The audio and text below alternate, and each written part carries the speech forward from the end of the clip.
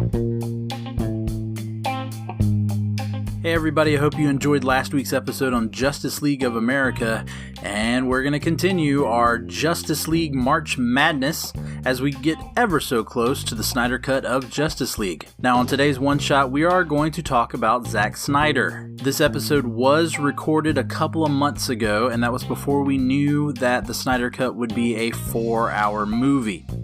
At the time, everything was indicating that it was going to be a 4-part miniseries, and so we do discuss the fact that it would be a miniseries in this episode, but I hope you enjoy the episode, and I'll see you on the other side of the page.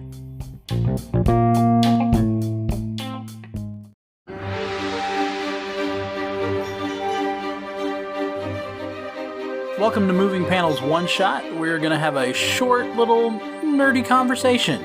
Joining me today are two of my regular guest hosts of Moving Panels. Please welcome Blake Fowler and Chad Smith. Gentlemen. How's it going? I have opinions. Well, that is great, because that is what we are here to discuss. With the Snyder Cut, the anticipated Snyder Cut of Justice League looming in the near future, the three of us have decided to discuss whether or not we feel that Zack Snyder is, in fact, a good director of comic book movies. Now, Zack Snyder has directed other types of movies, but we are going to focus on the comic book movies. So we're talking about 300, Watchmen, and then going into the DCEU, Man of Steel, Batman v Superman, and I guess now Justice League, even though Joss Whedon got credit for it probably the first time around.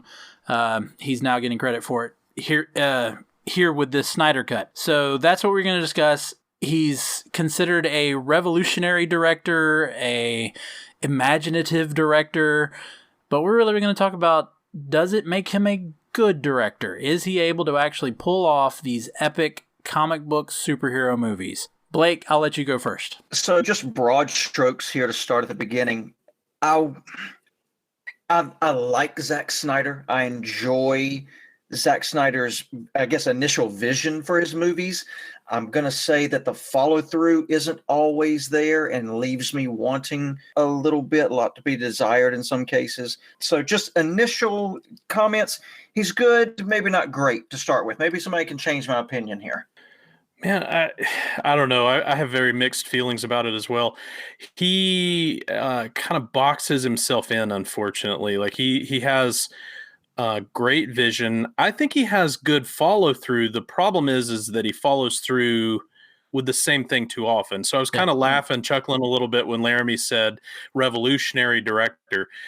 I don't understand how long you can be called a revolutionary director. That has always at a certain been my point. You're just you just kind of are. He has almost. I wouldn't go this far, but he has almost become a parody of himself. He needs some new tricks in that sense. And I really don't mean that to be derogatory. He does great movies, and especially in comic book movies, because I feel like he is a fan among fans. You know, he clearly loves the material. So I feel almost like you would give the same criticisms to, like J.J. Abrams, like loves the material, knows it backwards and forwards, but maybe that hinders him a little bit. Like he's not using his creativity that he would use in other projects to get the result he wants, if that makes sense. So that's my hot take. When you were saying that about how many times can you be called revolutionary, it reminded me that he's also always referred to as visionary. Yeah, that's a good one. Yeah. And I'm like, but again, like you're saying, his movies, they all look the same. Yeah. And how long can you have the same vision? Yeah. Right. And he does fall into that same, like you talked about, he's just repeating himself, and it's that same thing that M. Night Shyamalan fell into. Yep. No, so I totally agree with that. It's one thing to have a style. If you're known for, filming with a particular look and feel, there are plenty of directors that have had long careers with tons of fantastic movies that do that.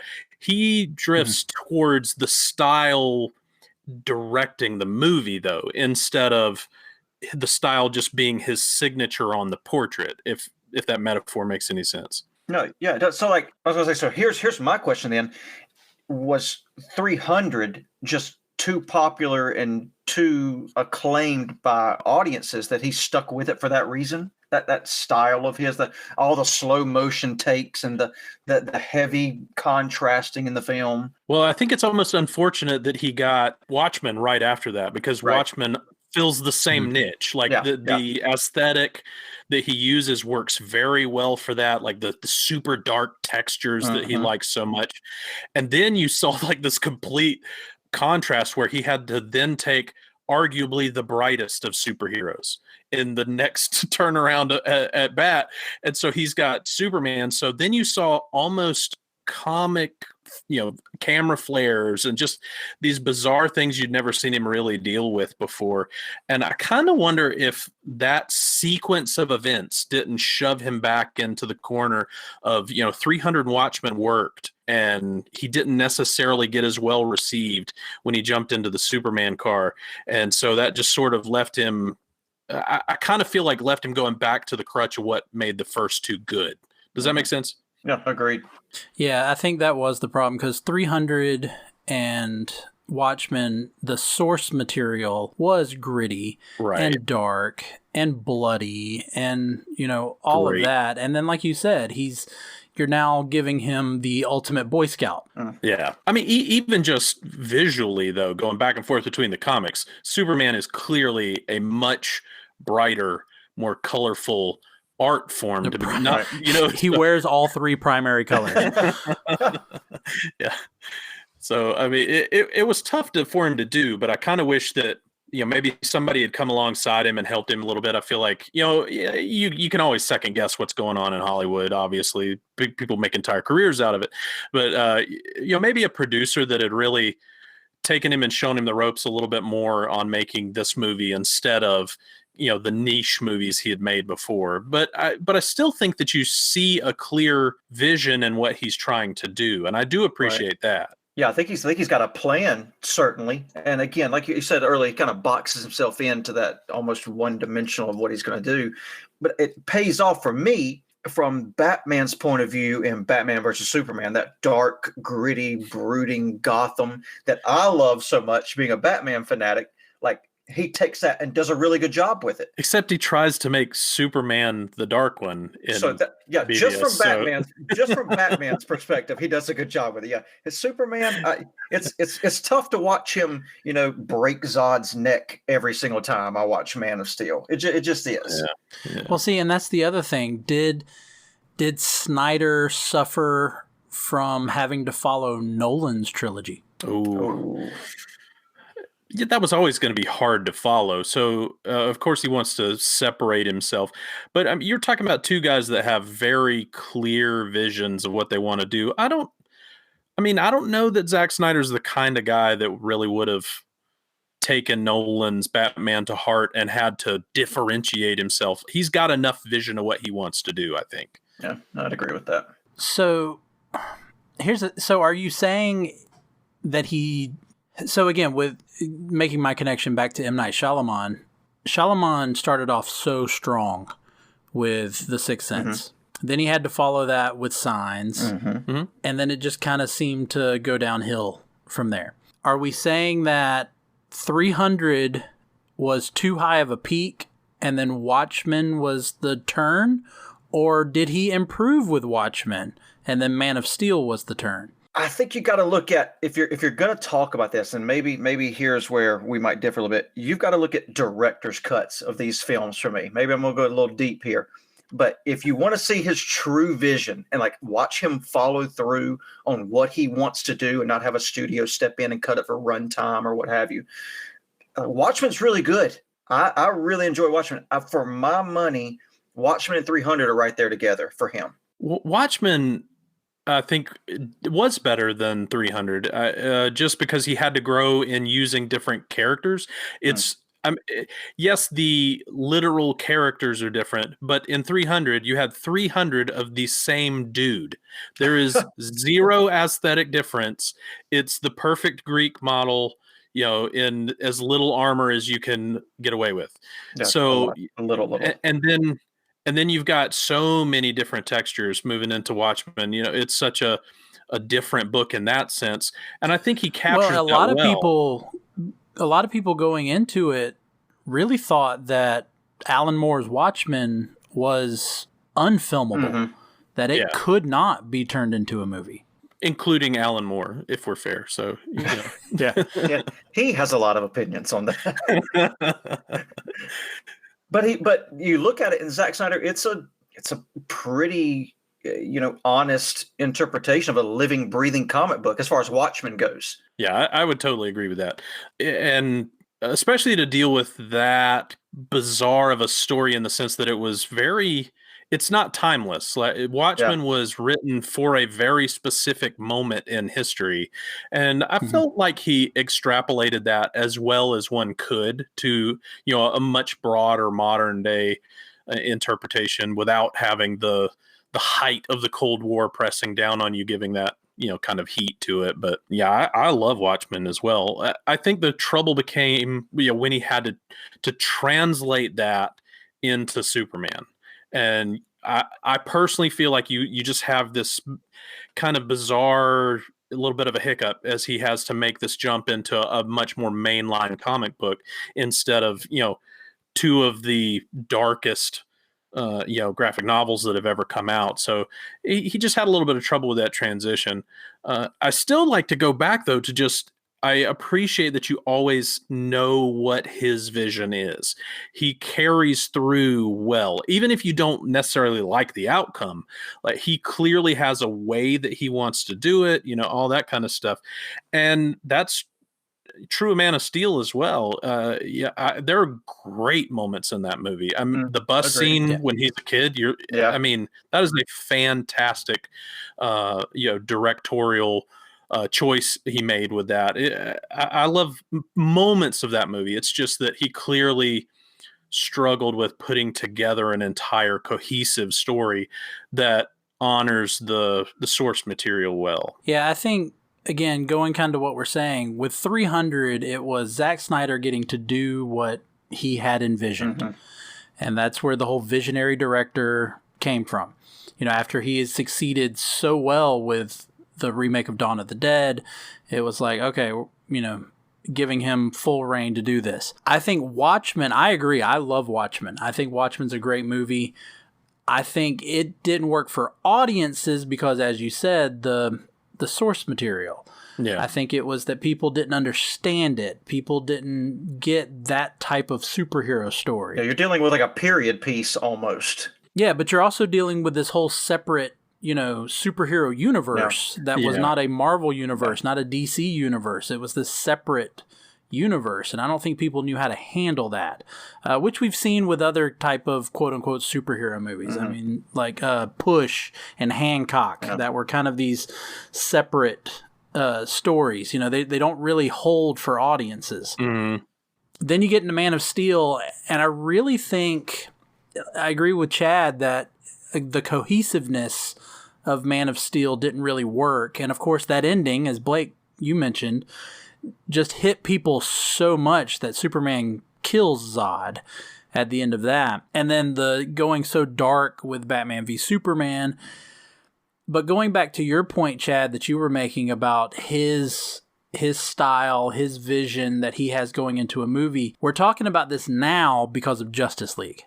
And we're talking about it, about the fan interest in seeing the official Zack Snyder cut, which is happening. So that means there's enough people, like I guess the three of us included, that want to know what is Zack Snyder's version. Do we think Zack Snyder has now hit this stigma of being considered a bad director unfairly because of them taking Justice League away from him and letting Joss Whedon take his crack at it? Well, he clearly had some criticism going into Justice League. BVS was the low point. I mean, it was panned pretty much across the board. Yeah, so I kind of I see what you're saying, and I think that this may be a make it or break it kind of thing. Like if he ruins this, I think he's kind of done in the comic book world, at least. Yeah. I don't see any more big budget films for a little while for him if it tanks. Well, and I was reading the other day. I really wish I could remember where it was on so I could reference it. But apparently, Patty Jenkins wasn't terribly happy with the studio slash Zack Snyder changing the ending to Wonder Woman, and you can see that when you watch that movie. The third act very much is in the Snyderverse, for lack of a better term. And she as soon wasn't as terribly Ares happy. shows up in that one in his whatever that outfit was Right. that you could just see him through the sliver of the helmet, that was horrible. Yeah. Yeah, so no, but I kind of I'm really on the Chad train here. He's talking about we need to see this through. Like I see Chad shaking his head when you're talking about is he considered a bad director because we didn't get to see the Justice League in his full vision, and I think that's what we're going to find out. Was we're all hoping to find out, and my fingers are crossed that I come out of, figuratively speaking, watching it thinking, okay, Zack Snyder is a good director of comic book movies. I hope that fandom media, as we're apparently part of that, hasn't ruined it for people in the sense of I'm reading all this stuff about just how little of Zack Snyder's original movie is in what we got to see in the theatrical release. So if this just is a slightly retooled movie, I think there's going to be a ton of backlash. I think people are really expecting it to be a totally different movie. And even Zack Snyder said he did admit that he's never seen the theatrical release, but he said that from what he can tell, that something like roughly half of the movie is not his movie. So I don't know. I think, dealing with half of a movie and reshoots and all that sort of stuff, it could be a very different movie, and we could get to see whether or not, he's vindicated in having been given the reins for so long, all that stuff. I say it's got to be a complete 180 from the theatrical release for him to be vindicated and abdicated of, oh, he's a terrible director, he's not any good anymore. But that's the other thing. We're talking about, does he get vindicated from the Snyder Cut of Justice League? And we keep using the word movie, but this Justice League is not going to be a movie. Yeah, you got four. It's four going to parts. be a miniseries. Yeah, but that's going to give him a So chance to tell his he- story. That we're giving him the chance. Here's your shot, Zach. Tell your story how you want to tell it. But does it redeem him to be able to do another 2.5, God forbid, 3-hour comic book movie? Oh man. Yeah, I don't know. I don't think that means as much as it did, even 5 years ago, 10, 20 years ago in particular. Miniseries was kind of viewed as a lesser than project. And I don't know, as many people and fans in particular, hardcore fans of particular genres or books, want to see it fleshed out more and more, and they get mad that their favorite tiny offshoot character didn't get mentioned, and all this kind of stuff. So I don't know that hurts him a ton. It's kind of interesting to think about, though, because I hadn't really reflected on that. Will that reflect his or affect his moving forward as a comic book director? I don't know. Yeah, you don't want to see a limited series of Kite Man and Condiment King directed by Zack Snyder, Laramy? That's not something you want to watch? John Favreau could do it. Okay, all right, okay. Nice. And that's kind of where I'm getting at is, does this give faith to Warner Brothers or whoever that he can do another movie, or does it just prove that, okay, well, we'll give him this character to do a HBO Max original series on? I'm with Chad. I don't think the stigma's there anymore about limited series and short run series stuff. That's something he can get his hands on and put his stamp on and be good to go. No, I'm agreeing with that. I'm just saying, does he go back to 2-3 hour movies? Okay.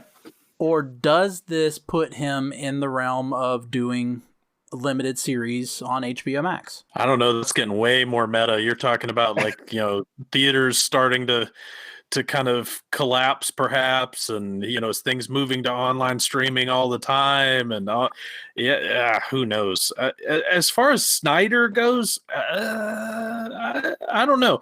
I can't see Warner Brothers throwing a ton of money at big ensemble movies anytime soon. So even if this goes over fantastically, I could see them approaching him going, okay, do you want to do the next Superman movie? and then kind of moving from there. So maybe, but he might not want to do it at all anymore. I mean, he might be burned out on this and just ready to kind of leave that arena for a little while. So who knows? Do they keep him on as the main producer for DC films, which is what he's been? Oof. I don't know that you can do that. I'd steer more towards him directing something than continuing to produce. I think part of that has to do with how well Wonder Woman 1984 does, because Patty Jenkins' star is on the rise, and Zack's is kind of, been falling for a little while. So I don't know that a recut of Justice League could redeem him that much. I don't think he'll be the key vision, moving, kind of, for lack of a better term, working as the showrunner, moving the DCEU forward. He's no Feige, let's be honest. Oh, no. Who is, though? Well, but Feige's executive producer is a little bit a different way of handling the films, but yeah, no, I definitely agree with that. Here, it's completely side take, because I know we're talking about Snyder, but since I brought up Joss Whedon, I can't help but bring this up. So talking about Joss Whedon real quick, why did he work so well for Avengers, but he wasn't able to pull off Justice League? Well, Age of Ultron wasn't universally well received either, though. So that's kind of easy. I mean, I feel like that's easy to say in hindsight, but he wasn't perfect in the Marvel universe either. He definitely, similarly to Snyder, he definitely has his own take. He has his own vision in the way that these stories should be told. I think it's just his is a little more universal, which plays well for the Avengers versus not as well on a universe built on darker Snyder vision. Yeah, to be fair, he was kind of dropped in the middle of that, and it's like, here, kind of take this and do what you can with it. To be, I'm not a huge Whedon fan, just so I'm going to state my bias here at the beginning, but yeah, he was dropped in the middle, did the best he could, and it was terrible. So good, whatever. Now, this may be beyond your knowledge since you focused on talking about Snyder, but to me, as a Superman fan, this was also very reminiscent of what happened to Richard Donner. If you remember, Richard Donner directed Superman and Superman 2. He was filming them at the same time, and he was released from Superman 2. They brought in somebody completely different to finish out the movie, and we ended with Superman throwing his S off of his chest. No. Yeah, and of course, they would later give us the Richard Donner cut of Superman 2. I don't think this went quite that off the rails. I don't know. That one's a hard comparison, but I think Joss Whedon did a better job integrating himself than, I can't even remember his name, whoever the Donner replacement director was.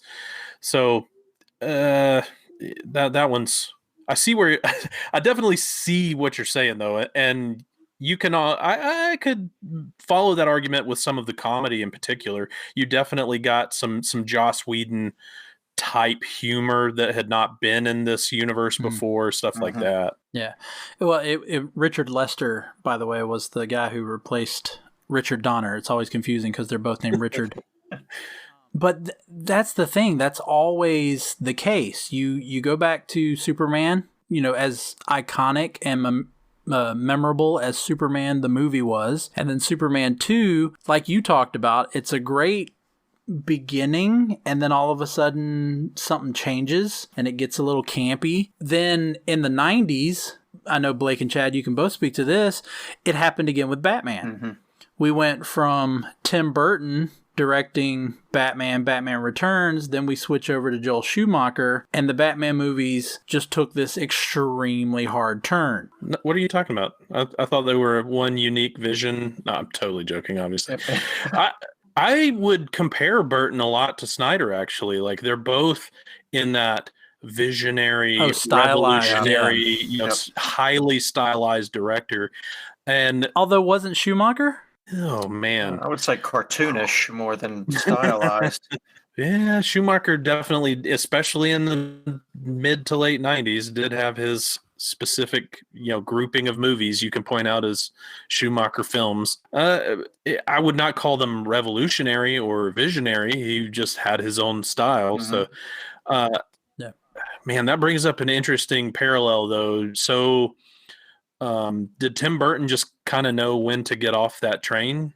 Two Batmans and I'm done kind of thing? Or I don't know the history there. I mean, he may have wanted to do 3 and was not allowed to, but similarly, maybe should Snyder have been pulled back from this? I don't know. Well, so that's probably the way we can kind of wrap this up. If Snyder does not redeem himself within the eyes of Warner Brothers, DC, whoever you want to say, what modern day director do you think can continue this? Do we go with different director for each movie and not have any type of cohesiveness? Or do we bring someone in, like you talked about Kevin Feige? Do we bring someone in to replace Snyder as that glue that bonds them all together? Like, who do we go with? Where do we go? So I'm gonna leap forward in the future a little bit here, and I think to answer that question, I need to wait and see Matt Reeves' vision of Batman. Like the trailer, not gonna lie, the trailer got me really amped to see what he brings to the table. And if he pulls off what it looks like he might be able to pull off, I'd say you hand Matt Reeves a suitcase full of money and say, go make a couple more. So do we do that, or do we go the route that Patty Jenkins and James Wan have done with Wonder Woman and Aquaman and go more towards that DC colorful, bright comic book look? I don't know. Aquaman was not good, in my opinion. I didn't like all the colorfulness and the comedy. And maybe that's because we've been brought up on dark DC since, Batman the Animated Series. We had that dark vision of Gotham, and it kind of carried through with some of Tim Burton's films beforehand, and then Nolan and Snyder later on. But I don't know. Patty Jenkins, I'm all for Patty Jenkins continuing Wonder Woman, helping out with a Justice League maybe down the road. But I don't know. I like my DC dark and gritty, and Zack Snyder kind of fits that to a certain extent. I liked Aquaman. I couldn't get with it. I liked Aquaman. I love the fact that his dad was Boba Fett. Okay. So I kind of don't know that a DCEU needs to exist right now. So maybe I'm avoiding the question a little bit, but I almost would rather just see individual directors take their turns at characters they're really good at. And maybe this is a cop-out, but you mentioned earlier, a lot of people thought Watchmen was an unfilmable movie kind of thing. I'm not sure that I think that the Justice League is a terribly filmable piece. There's too many, even just style things that are different. And of course you can make that work in a comic book, but it clearly was difficult to do on film. And so I kind of think maybe DC Warner Brothers should just step back from that and make really good Aquaman, Flash, which of course Flash looks like it might be Justice League light, but that's the exact point I was about to make. So I guess my question will get answered in part with that. At least, is this something that can continue with someone else directing it? We'll see. I don't know that I would pick any of those people to do it right now. Well, but here's my thing about Flash. So the Flash movie seems to be heading towards the Flashpoint route, bringing in maybe a way to fix the DCEU. But since we're talking directors, right now it is set for Andy Muschietti, I think is how you pronounce his last name. This is the guy he's a horror movie director. He directed the It remakes. He directed that creepy mama horror movie. I mean, this is a horror movie director that we're bringing in. So are we worried he's going to go back to that dark version of DC like Snyder did? Oh, man. First of all, the horror movie connection makes sense for the last name, like Machete. So that's kind of cool for him. That works.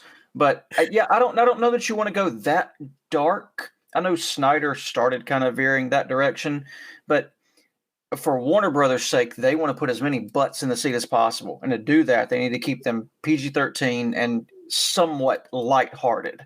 in some aspect. Well, he might be able to prove himself as more than just a horror movie director. There are guys that have stepped out of that world and do a great job with other genres. So, I don't know that I would box him in like that. So Flash, could be a good look at that. I don't know. That's a hard, especially you were mentioning the Matt Reeves thing earlier. Like that's. How are you going to mesh that dark, gritty world into, a revamped Superman world, or just imagining that? I don't know, man. But then I really like what you're saying, Chad. Where let's just give these directors, hey, here's one movie, tell a story you really love and are passionate about and are good at, and just have a bunch of one shots, so to speak. So. Where I wanted to bring this whole conversation is, do we think there's one other director that could potentially pull this off if they do want to continue a DCEU? Could James Gunn do it? I love Guardians of the Galaxy. It's a good combination of lightheartedness and heavy material, and I think he handled it very well. And I think that's one of those things where you've got to wait for Suicide Squad to come out to see what happens. Yeah, I would second that. If you ask me to do it right now, I would say no. The first one didn't impress me that much, and I don't know that what we've seen from him with Guardians, translates into being able to do the entire DCEU. I don't know, and I don't know what his capacity is in that. He clearly likes to tell stories with a lot of people, so maybe, I don't know. Well, I think ultimately, even though we veered a little off track there for the end, I think we kind of agree. Zack Snyder's not a bad director. I'm excited even. I know he's got another, I don't know if it's officially supposed to be a Dead movie, but he's got Army of the Dead scheduled to come out, and I'm very excited about that. I'm excited about the Snyder Cut. I'm interested to see what he did with it, or what he originally wanted to do with it, and how it's going to go from there. But I mean, correct me if I'm wrong. We are in agreement. Zack Snyder is a good director. Probably not the greatest director, but he's not a bad director. Correct? Agreed. Yeah, I totally agree with that. All right. Well, that's something for you to consider. Thank you, Chad and Blake, for joining me on this little one-shot. Please leave us a positive review on Apple Podcast, like, subscribe, and follow us on your favorite podcast platform.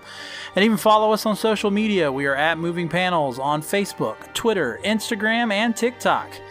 And if you have any thoughts you'd like to share directly or want to suggest a topic for the show, you can email us at movingpanels@gmail.com. So thank you again, Blake and Chad, for joining me, and I look forward to having great conversations with you in the future. For Moving Panels, I'm Laramy Wells, and I'll see you on the other side of the page.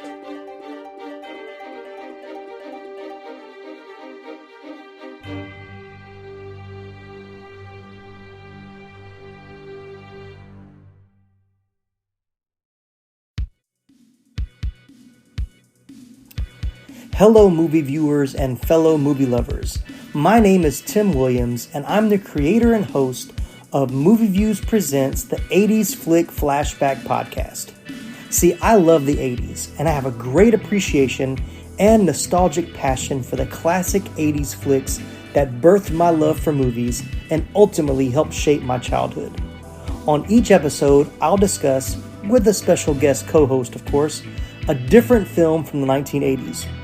We'll share memories, favorite characters, iconic scenes, and even share some behind-the-scenes stories along the way. We'll discuss famous blockbusters like Raiders of the Lost Ark, Coming to America, Ghostbusters, Dirty Dancing, Top Gun, Die Hard, and many, many more. As well as some other cult classics and even lesser-known flicks we discovered on cable TV or the now-defunct video rental stores. Remember those? No matter what 80s flick we choose to talk about, we'll always have a good time, so come and check us out. You can find the 80s Flick Flashback Podcast on major podcasting platforms like Apple Podcast, Spotify, Google Podcasts, Anchor, and more. Be sure to subscribe or follow so you don't miss a single episode. Once again, I'm Tim Williams, and I hope you'll join me for the next 80s Flick Flashback.